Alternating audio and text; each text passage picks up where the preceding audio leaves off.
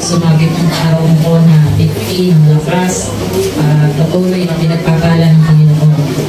Nagpapasalamat din ako sa mga bisita na nakisaya, nakiiyak, nakigalak, at lahat ng mga nagbigay ng message. Salamat po sa inyong lahat at sa mga kapatid ko, mga hipad ko, mga bayaw ko. At patuloy na nagpapasalamat po ako sa inyong lahat at lalo na sa pamilya ko. Yung naggayak ng mga handa, nagbigay ng... Noong una nga sabi ko kay Noemi, gusto mo na akong ipaghanda. Tirahin mo na lang. Sabi naman niya, gusto ko naman natin maranasan mo na maging yung 50, maranasan mo naman na yung binigay sa'yo ni Lord na buhay, maranasan mo man lang. Kaya yun, maraming salamat sa Panginoon. Maraming salamat lalo na kay Tatay Leo.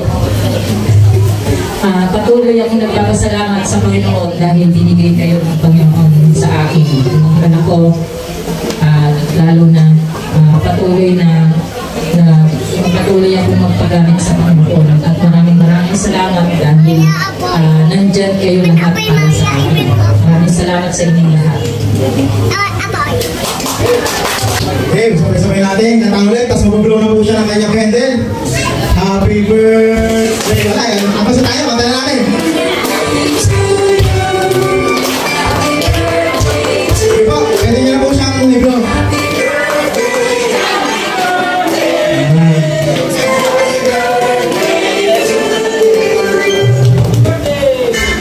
Di ba, palamakan natin lahat. Meron pong regalo ang anak namin sa kanya.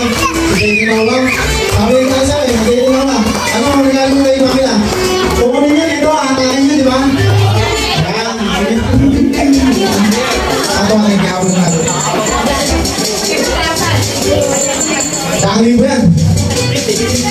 Yan, nakakawin sa men. Parang pumasahin mo natin. Alam mo doon, Verse na yan. Pero verse pala. Try money lang yan.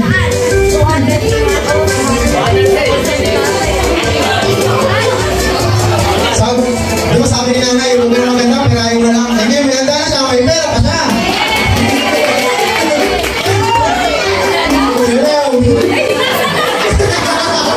Ano ba sa harap?